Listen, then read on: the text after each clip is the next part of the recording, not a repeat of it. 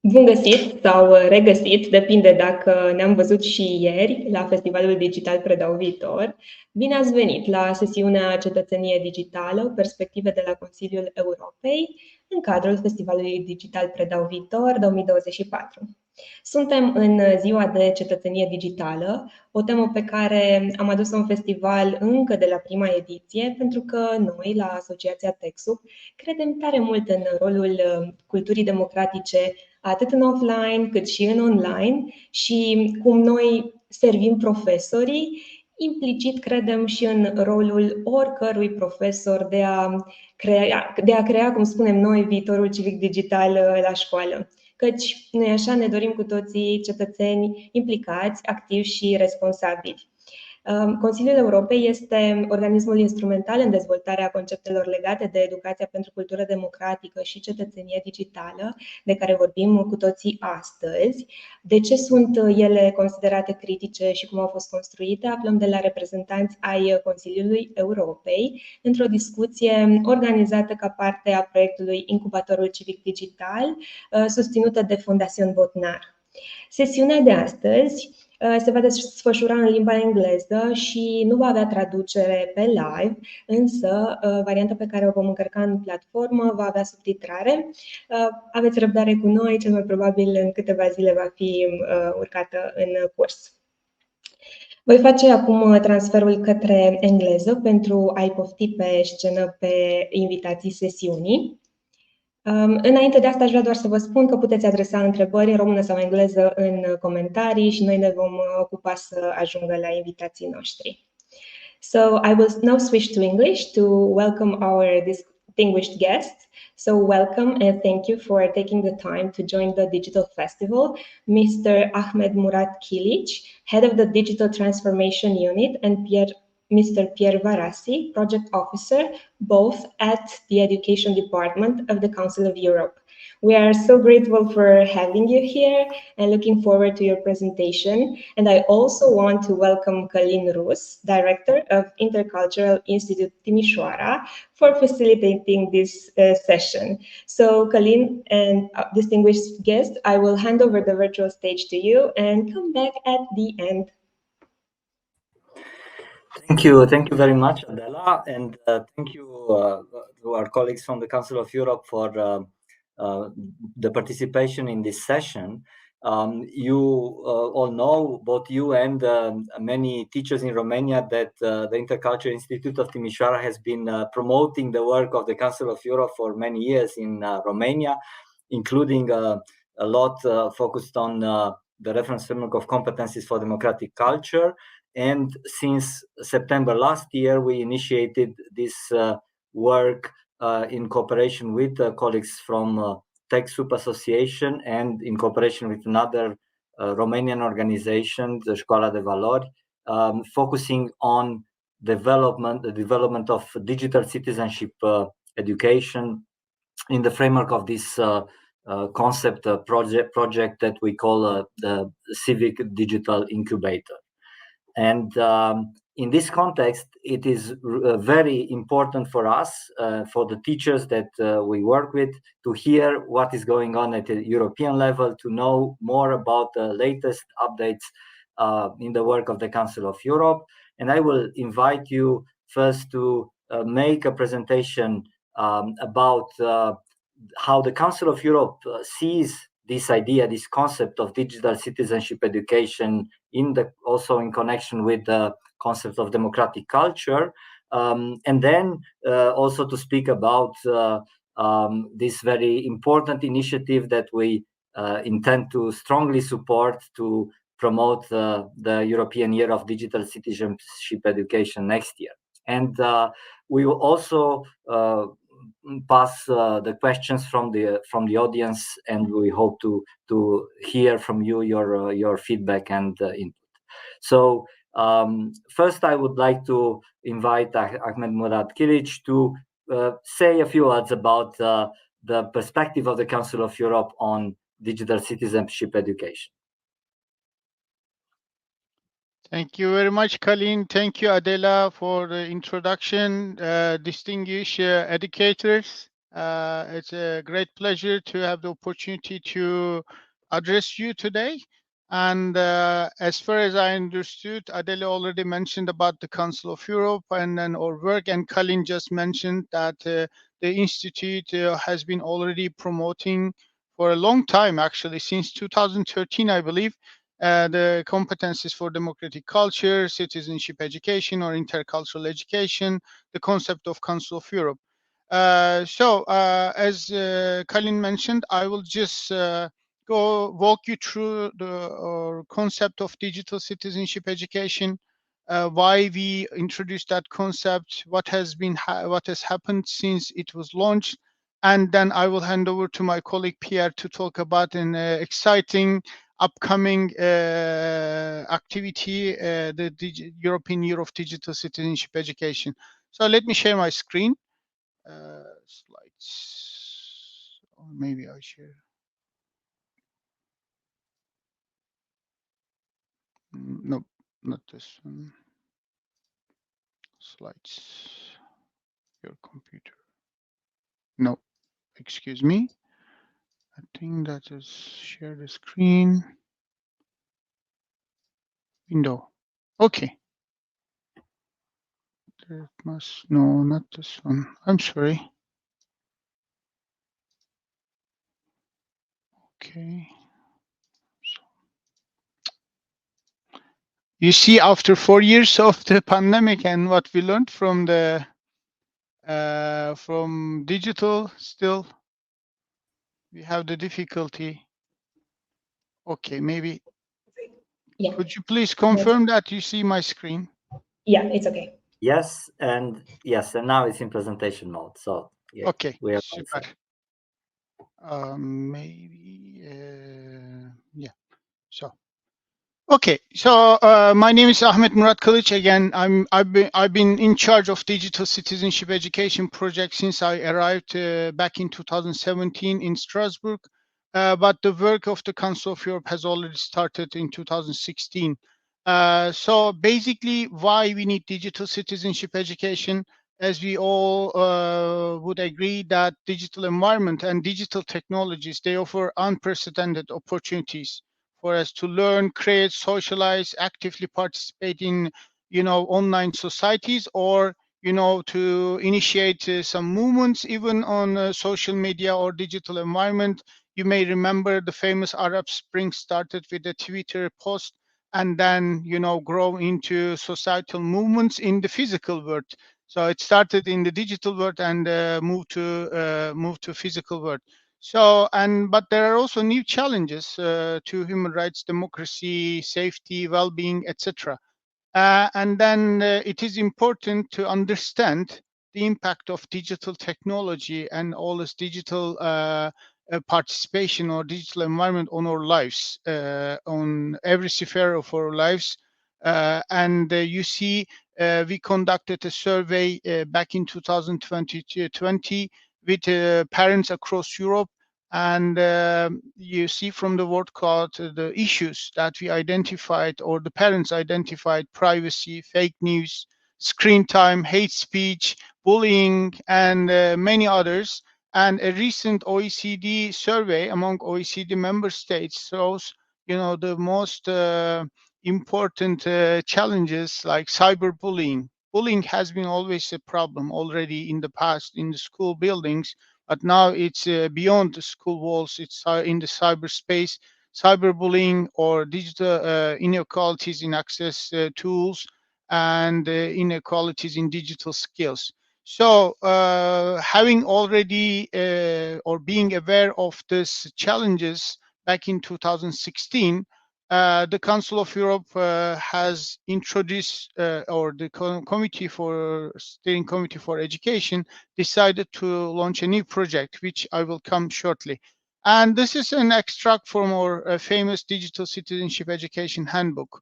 Now, back then in 2017, Olivia was 15 years old, should be a university graduate. Now she said children and young people need to be empowered and educated to ask for help. So basically, we all, parents and educators, we try to protect our children and students. We also try to help them.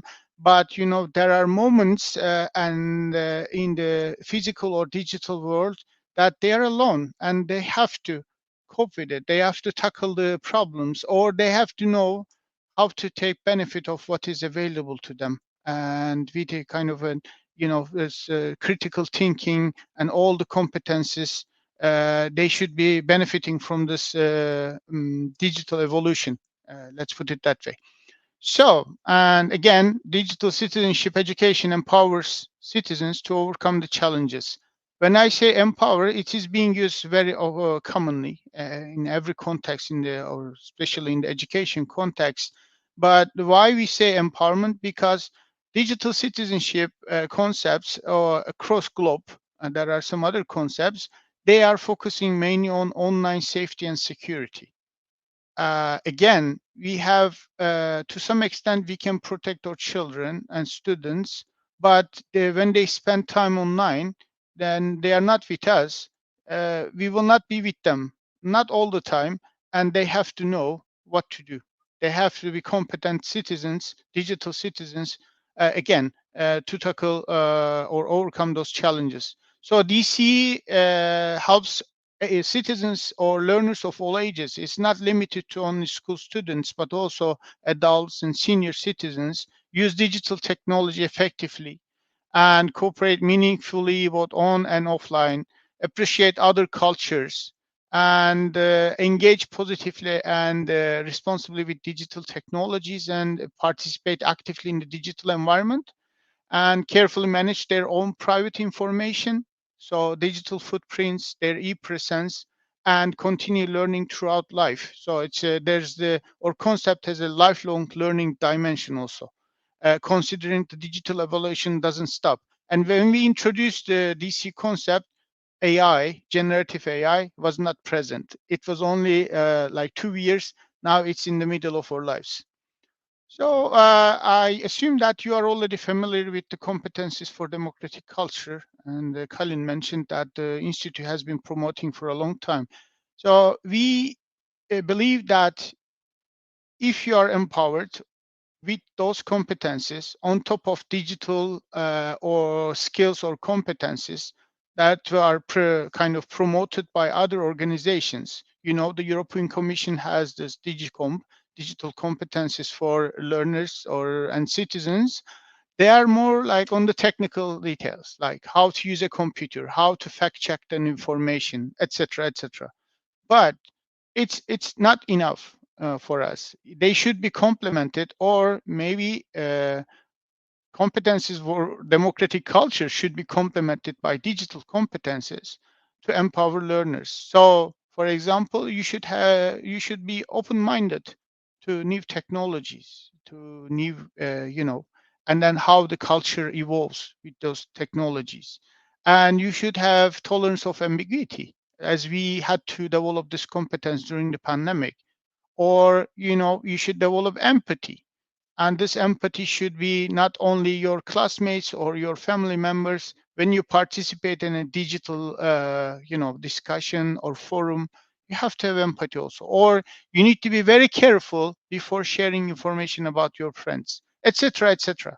And our concept or conceptual model is centered around or divided into two domain groups: being online, well-being online, and rights online. And I will briefly talk about what we mean by those three domain groups.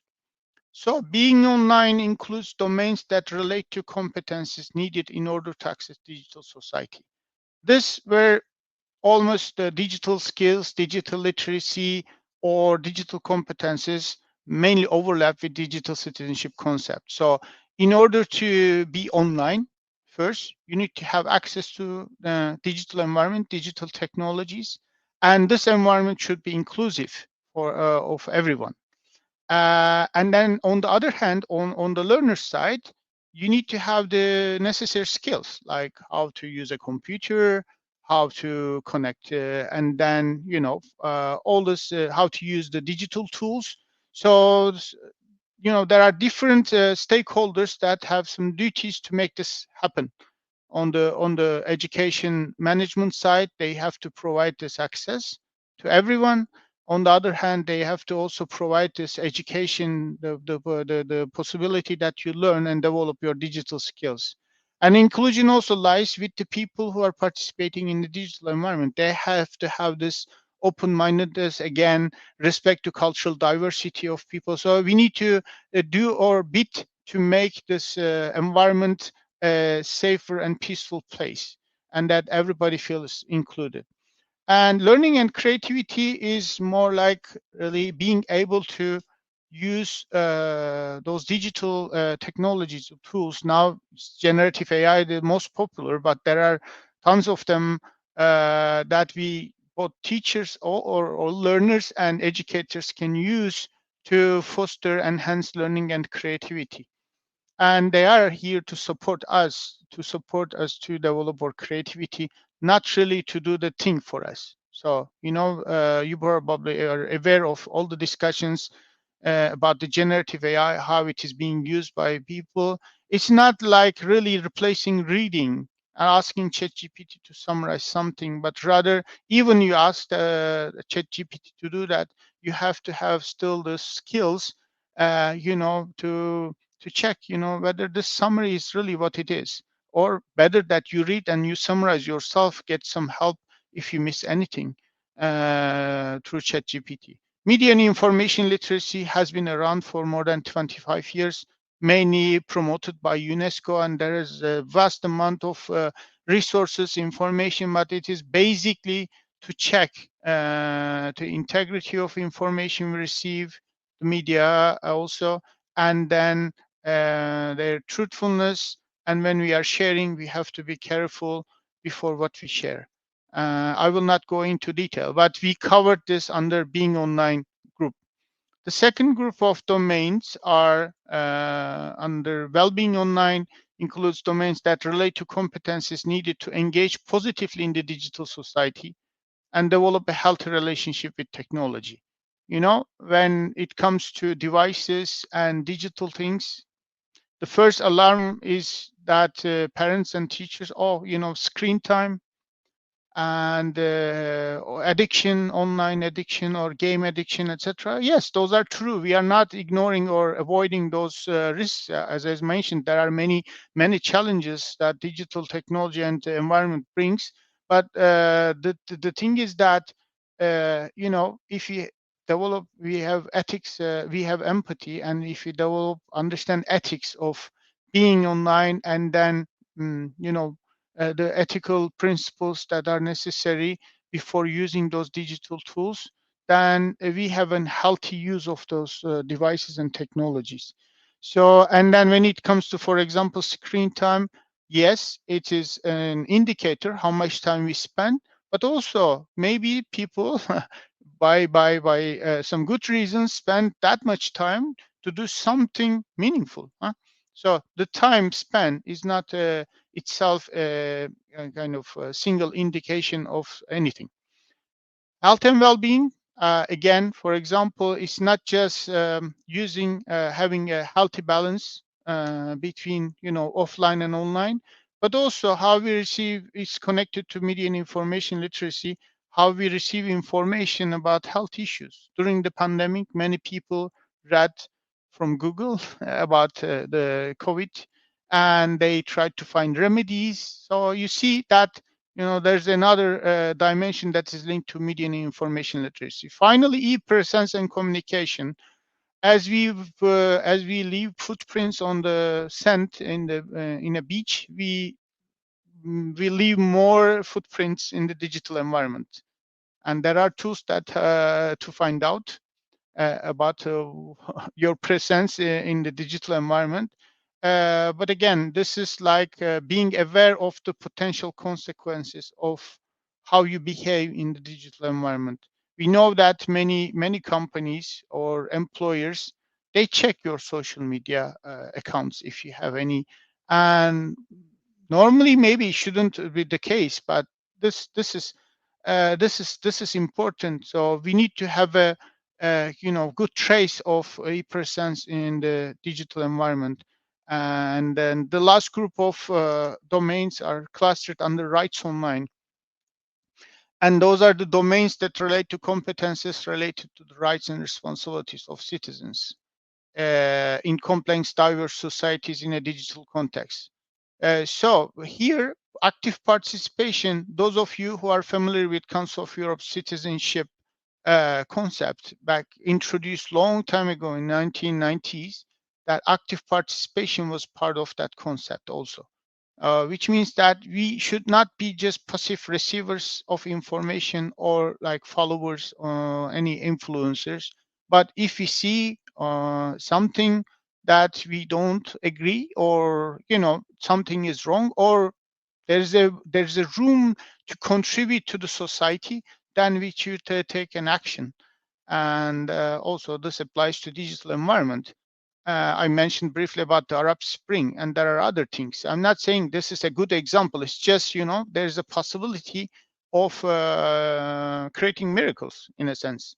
Rights and responsibilities, as we have rights and responsibilities in the physical world, like we have the human rights protected by the European Convention on Human Rights, but also there are some special rights. For example, that was introduced by the GDPR, General Data Protection Regulation, right to be forgotten.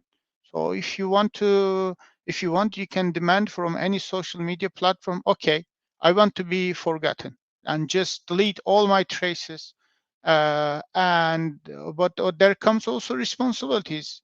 As I mentioned earlier, that before sharing anything about your friends, putting any posts on social media, or participating in a movement in the digital environment, you have to be very careful, because unlike the conventional settings we have been already in for I don't know how many thousand years, it's a brick and mortar school building which has limits, borders, and then it is in a community, whether it is big or small.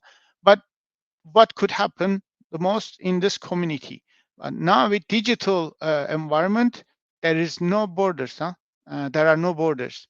That's why we have to be more careful. Compared to bullying, cyberbullying has much severe consequences on people. So we need to understand this digital dimension. Privacy and security. Again, we need to be very careful with the data we share, especially, and or what we share about ourselves, which may have also consequences in the future. And finally, the consumer awareness.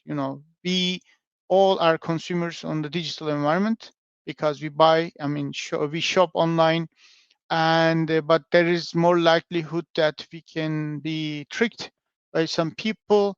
And that's why we need to know about terms and conditions before using our credit card to purchase something, and so on, so on. So anyway, there is not much time to go into deep, but we have many quality resources that you can learn. We have online courses, and Pierre will mention about those. We have leaflets for the parents and educators. We have even animation series that really goes into deep of the concept of digital citizenship and issues pertinent to digital citizenship. Just a little bit about the background, how it started and how we came to this. Maybe I can kind of summarize that in 5 minutes to inform you. Everything started back in 2016. Again, the steering committee for education decided to launch a new intergovernmental project on digital citizenship education. Again, the reason was we had to move beyond protection and safety of learners in the digital environment, which Children's Rights Division has been working for so long. But we need to move from protection to empowerment. And this was launched at the 25th session of the Standing Conference of Ministers. And the first mandate to the expert group was to conduct a literature review of what is around in the world, like how digital citizenship is seen in different continents, different countries, by different organizations, And also there was a multi-stakeholder consultation again in 2017, and they looked into the European and other countries. What are the practices, promising practices or sense-making practices in relation to digital citizenship education?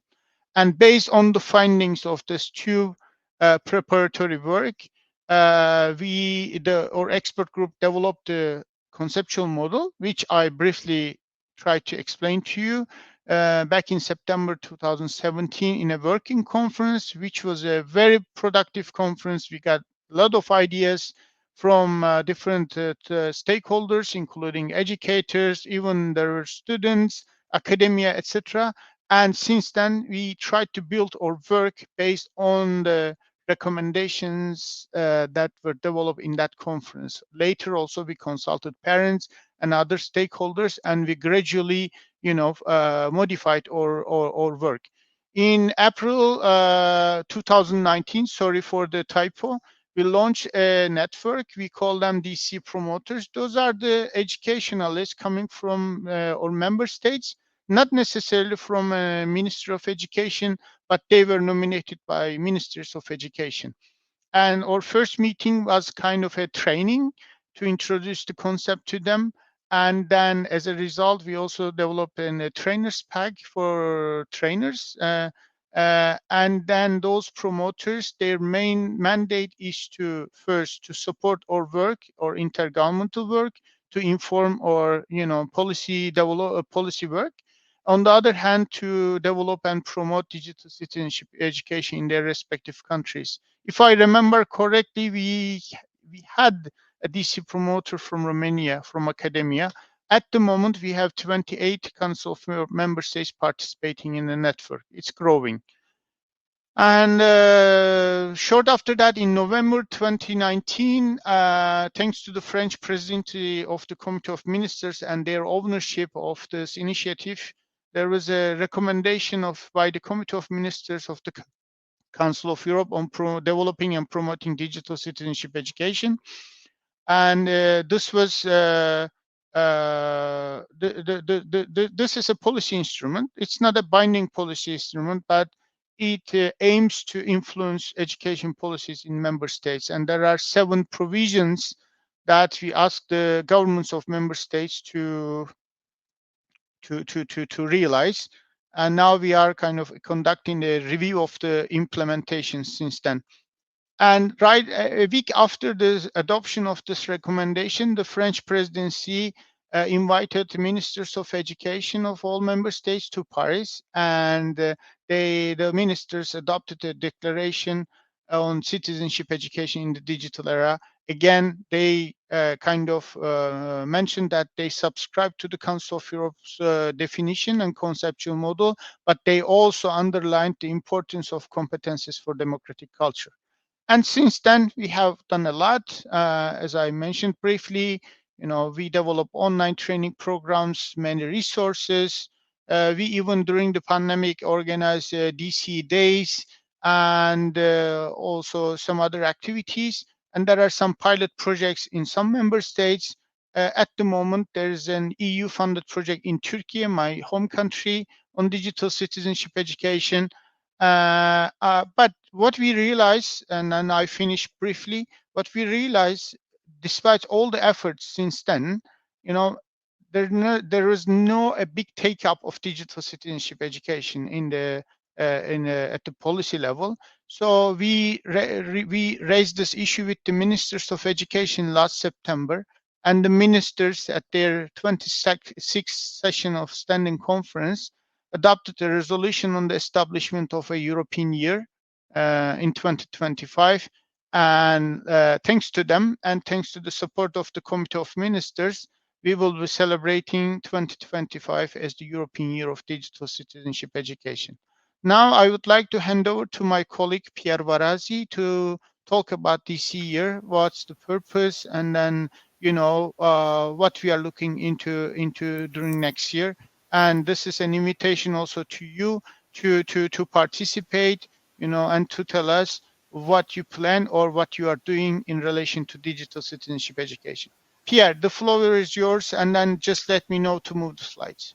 Thank you, Murat, and thank you to all participants and organizers. I will try to be as quick as possible because we want to give some also time for questions and answers. So Murat was mentioning that last year, around now 1 year ago, the 2025 was declared by the Ministers of Education as the European Year of Digital Citizenship Education. What is the purpose of the year is to basically raise awareness about what digital citizenship education is, and therefore to enhance digital literacy and also civic engagement, both online and offline, because of course this is about digital, but it is also, as Murat mentioned, about time spent off screen, for example, and health and well-being. Anyway, we know that the objectives of DCE are that of addressing these issues that, such as disinformation, cyberbullying, privacy, but also new technologies, deepfakes, ChatGPT, we all know them. And of course, the fact that the ministers decided to declare 2025 as the European year also shows how much they understand and how much they want to invest in DCE, and therefore also agree on the fact that we need to face such challenges now and of course in the future as well. You can move to the next slide, please. The European year is therefore a unique really opportunity to then promote DCE, but also to work together between among all member states of the Council of Europe, that there are 46 members, but also among different stakeholders, including of course educators, but also the policymakers, and of course parents or carers, because we know how much it is important to work with them for young people and to develop the competences we were mentioning.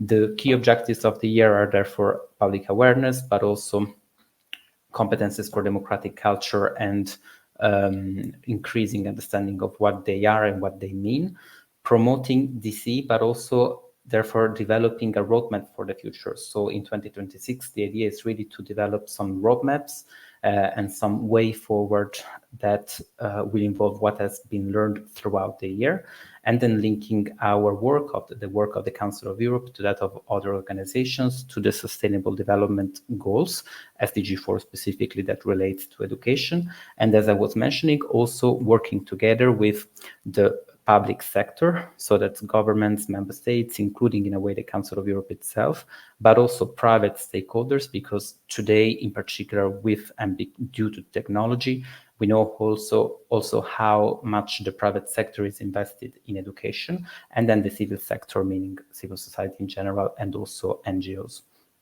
Next one, please. There will be some main key activities, of course, throughout 2025. Awareness raising, therefore a social media campaign, and in general a campaign with messages related to DCE and to its goals. This is the key activity, but there will also be capacity building opportunities, mostly online via workshops, but also the DCE online courses that Murat was mentioning previously. There will be a development of new resources, so the leaflets, the lesson activity plans that we already have, but that we want to continue developing and we want to improve as well, and that we really want to cover all these challenges and issues that we have talked about.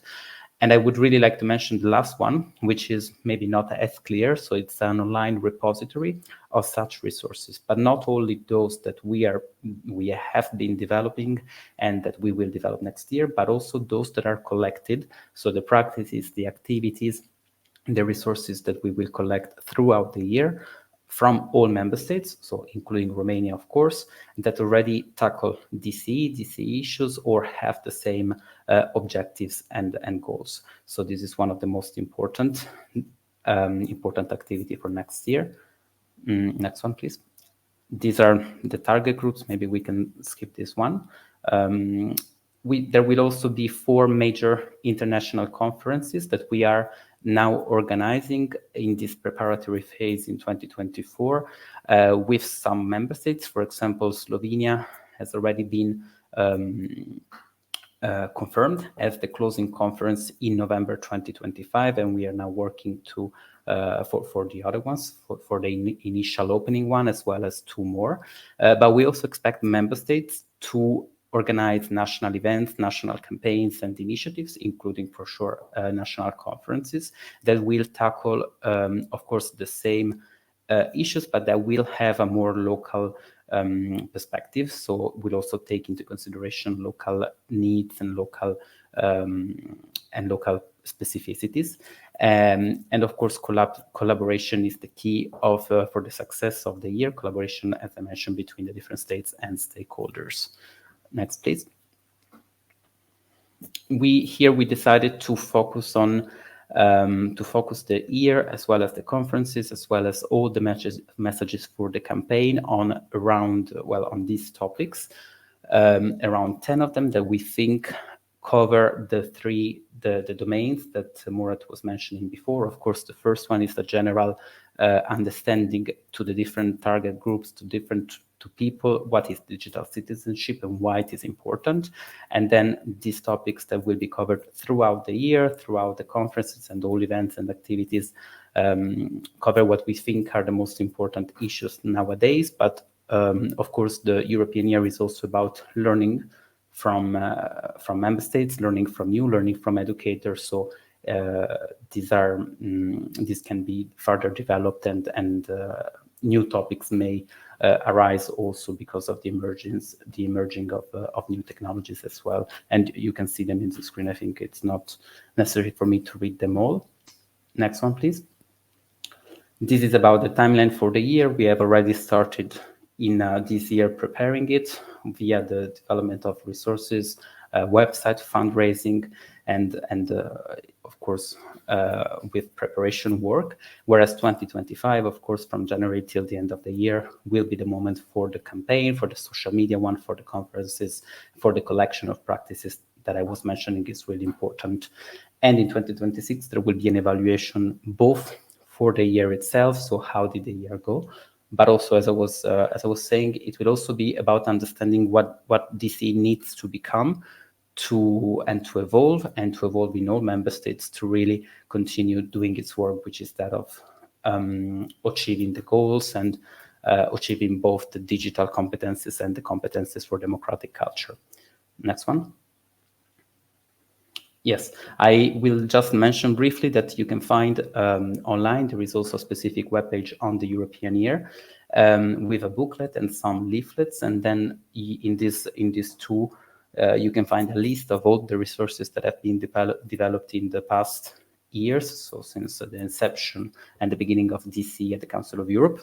And you can see here that we have the online courses and more that we would like to develop. We have leaflets for parents, carers, but also educators. We have the lesson plans, and we will add a lot more throughout these last months of 2024 and 2025, because there are also initiatives that we didn't have the time to mention, but that we are working on and that will really support us in defining activities to do with young people, with children, and at school. The DigiNotes is the episode series Murat was also mentioning, and then we have a number of booklets and books that we have developed.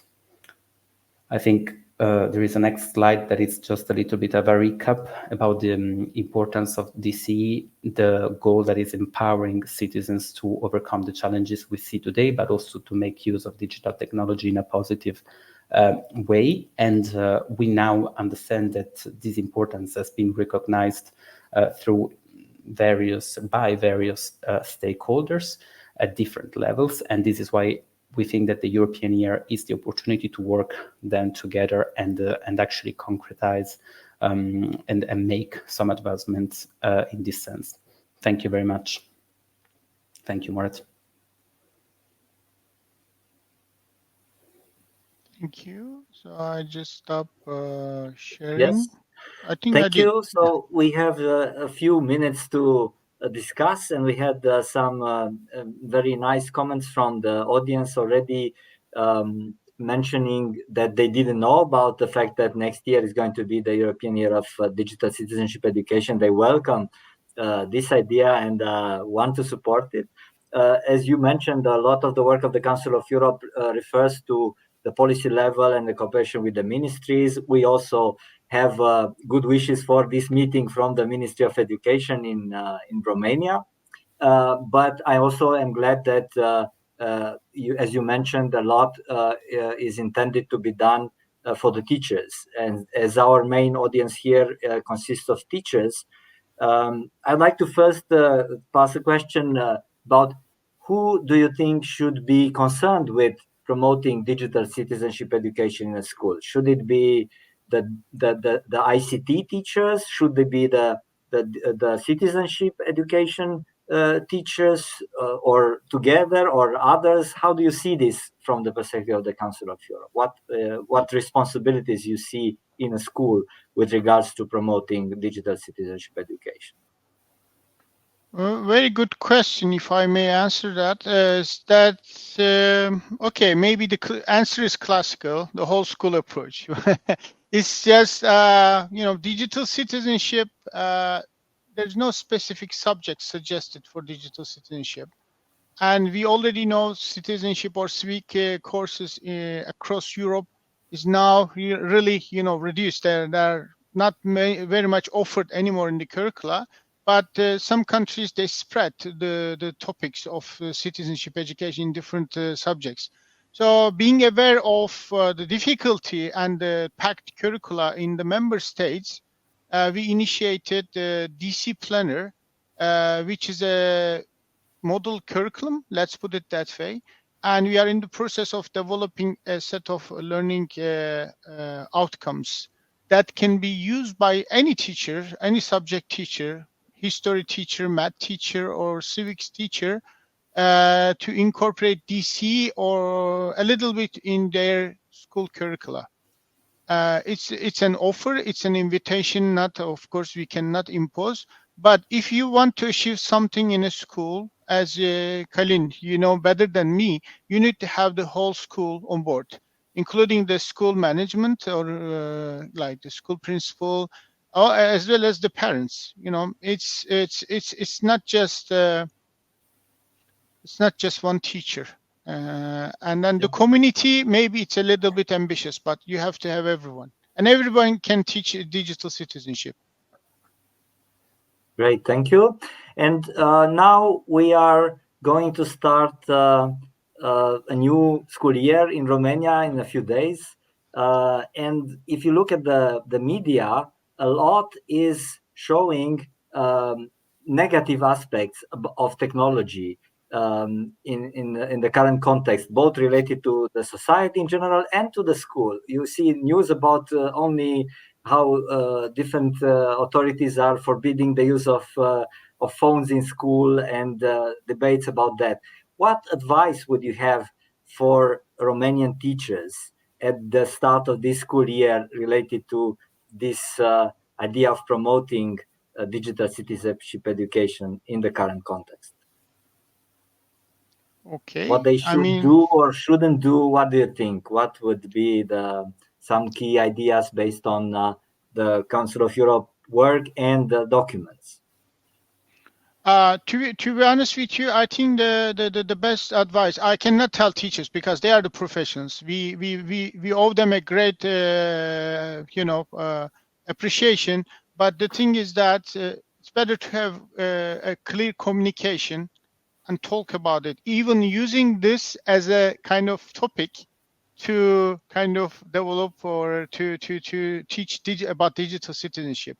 So if the students argue, we want to bring our phones, but you are not letting us to bring them. Okay, guys, let's have a discussion about it. Why do you think, you should not bring it? Or why do you think that these measures are introduced? Are they, without going to a conclusion of what is right or wrong, it's just having them to discuss. Maybe, if the school allows and the teachers have an agreement to let the smartphones to be in the classroom, then maybe setting the rules together. Again, this is really classical citizenship education methodology, but setting the rules. Okay, guys, you can use it. And in a tech class, for example, they may need it even to find an example, etc. But educators, we believe that they know what to do. It's just about the need to discover maybe what is allowed in the legislation and in the curricula. and to try to find the niches and the room for introducing digital citizenship digital citizenship. Yeah. Okay, we don't have much time, but there is a question that is really related to the current debates. It's about the AI. Is there any fear in your opinion that the AI will take over the role of the teacher? Will digital citizenship education, should the ethical aspects also be considered in this perspective? Any brief comment on that? I know that the Council of Europe has pioneered the reflection on AI in education, and now things have advanced very quickly. How is it currently the perspective of the Council on AI?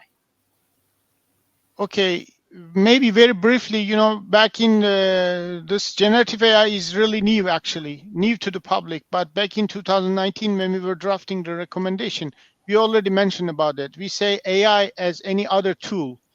So if you see it as a tool, and and impact, very effective or impactful tool, it's at the end tool. But I think what is worrisome is the discussion about seeing this as a goal. Okay, we need to reach this AI level, or we need to adapt quickly. It's just seeing this as a tool and seeing as a tool for achieving the overall objectives of education. And education for the Council of Europe has 4 main objectives, and one of them is preparing people for life. So it's not for the workforce. Workforce or preparing for the labor force is just one of the aims of education. This is okay to be able to use those generative AI tools, even to learn coding, to be able to develop such tools. Of course, we need those people. But again, in the daily use, it's just a tool.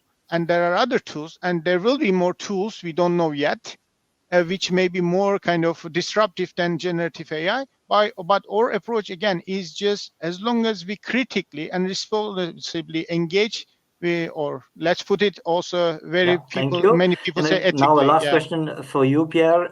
How do you see the possibility for Romanian teachers and other stakeholders in the school level to contribute to promoting the goals of the European Year of Digital Citizenship Education? Thank you. I think they will need to wait a little bit, because we are still setting up the platforms and the way to actually contribute with what they have been doing already. So to share the activities that they already implement, or the projects, for example, that they implement in schools. But at the same time, I would also suggest to really follow basically our website, because in the next months there will be, on the contrary, more things coming from our side. So they may find basically new ideas for both classroom activities, but also extracurricular and school projects. So then it goes back to the working together and working with other stakeholders inside the school and the community. Yeah, thank you very much to both of you for your presentations.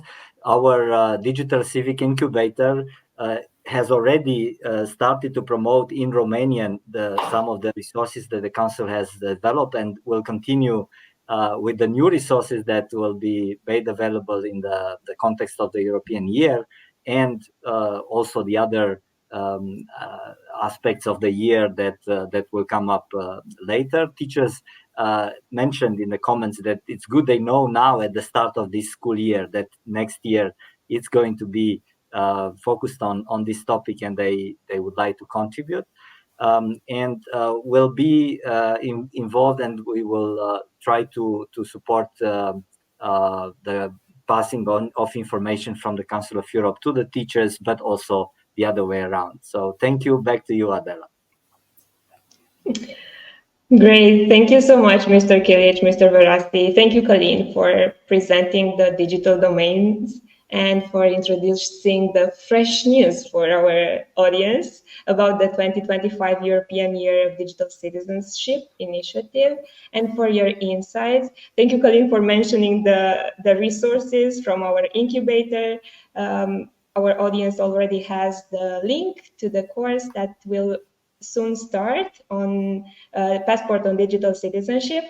So I really wish we had more time for this vast topic, but we hope to be able to connect again. So I will now switch back to Romanian. După o pauză foarte, foarte scurtă, vă veți întâlni cu colega mea, Elena Coman, căci continuăm Ziua Cetățeniei Digitale cu sesiunea Cum construim competențe pentru cultură democratică, studiul ICCS 2022. Pe curând!